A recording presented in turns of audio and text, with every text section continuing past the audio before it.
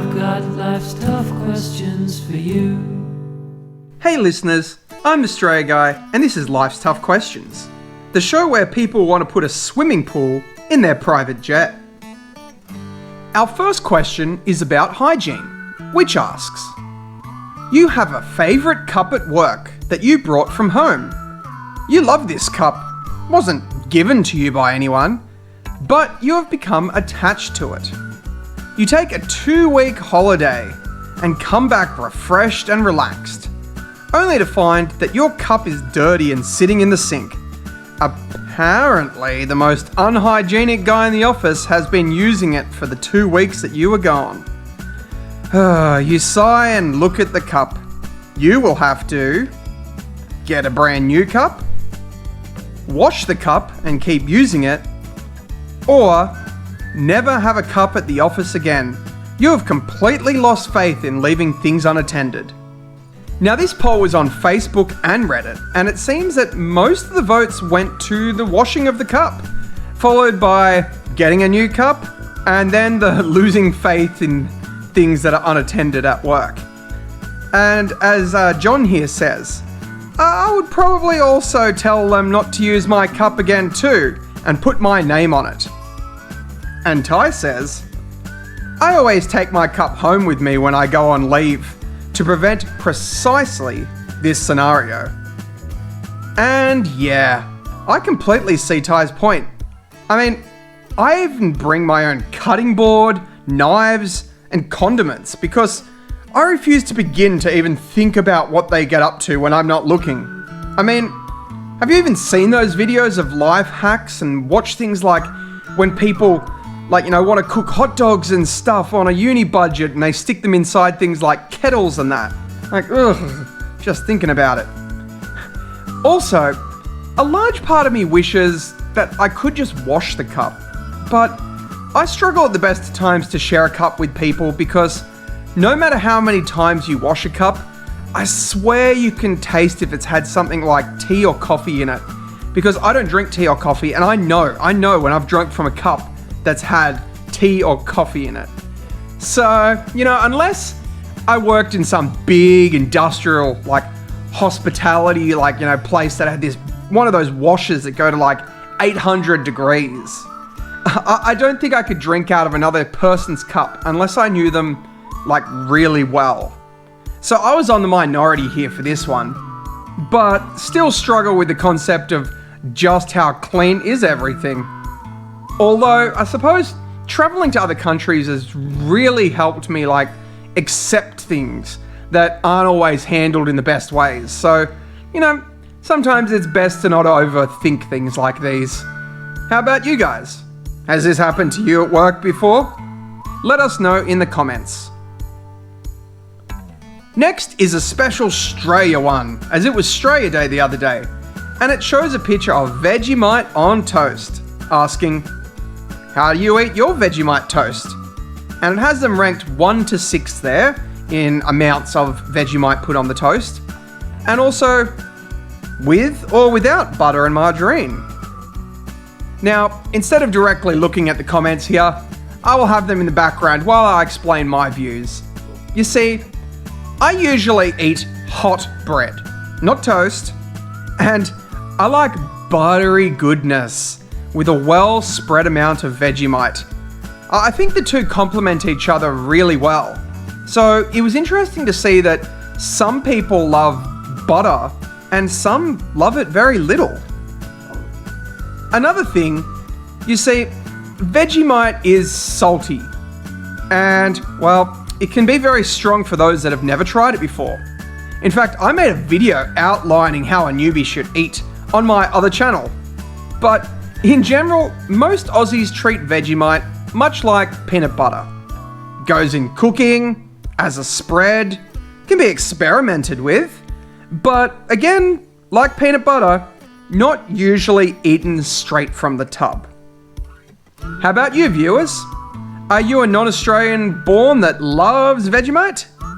Let us know below and how much you like it, what you spread it on, and do you add butter or margarine or that with it, or just have Vegemite by itself? Now comes a question posted by Ty, who asks, would you rather a private jet or a private yacht? Assume that the crew, maintenance, and running costs are no issue. And I love where Corin goes with this because she asks, does the yacht have a pool? Because as she points out, that a jet limits you to a confined space, whereas, a yacht could do almost anything. And importantly, you can't put a pool and a dance floor on a jet. Or at least not one that she's heard of anyway. And there's a pretty funny exchange of conversation that follows things like fish tanks and pools, Apache helicopters, and even the zombie apocalypse comes up, which then Ty brings it back by saying, I wouldn't get too hung up on what you can or can't accessorize with. Your private jet could be an Antonov AN-225 with a pool in it, even though that would be hilarious if you so wished. Now, for me, I love the concept of a yacht. Like relaxing on essentially a house on the ocean, it's really cool. But I'm going to assume that I just have the transport, not like multi-millions just sitting in my back pocket.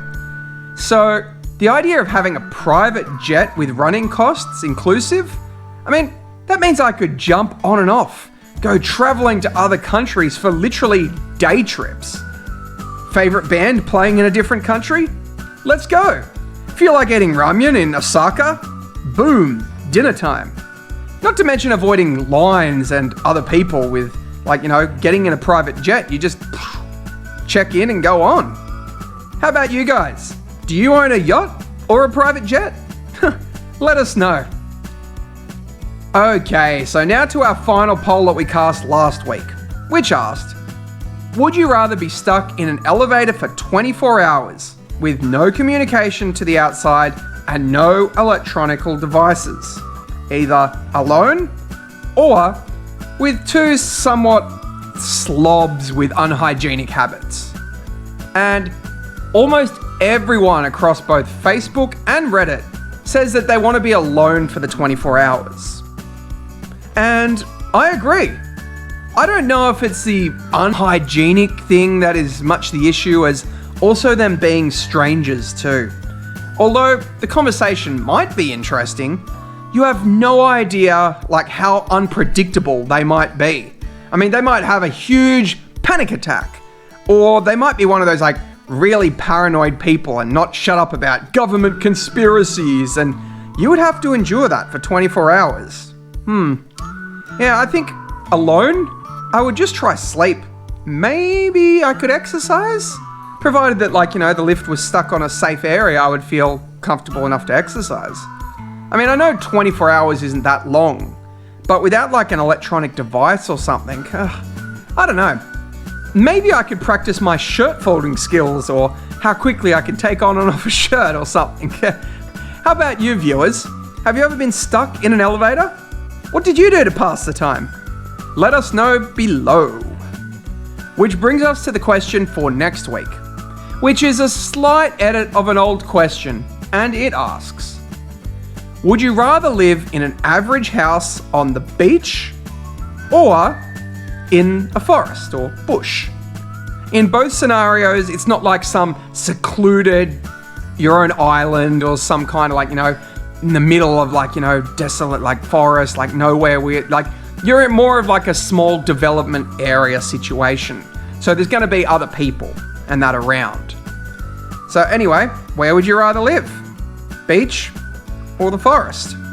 Leave your answer in the comment section here or head over to the Facebook group and comment and place your vote. And we will see who is in the next majority in our next episode.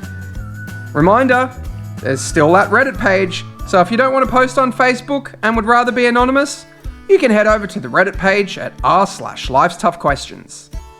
So if you're keen to possibly see your answer pop up in the comments, maybe you have something a little bit funny or a little bit strange that you would like to throw out there, then make sure you like, comment, and subscribe, and get posting and replying with more of life's tough questions. I'm Australia Guy, And I don't have a clever sign-off. Would you rather stay inside for all your life, or fly around the air 100 miles as a knife? I wonder what it is that you would do. That's why I've got life's tough questions for you.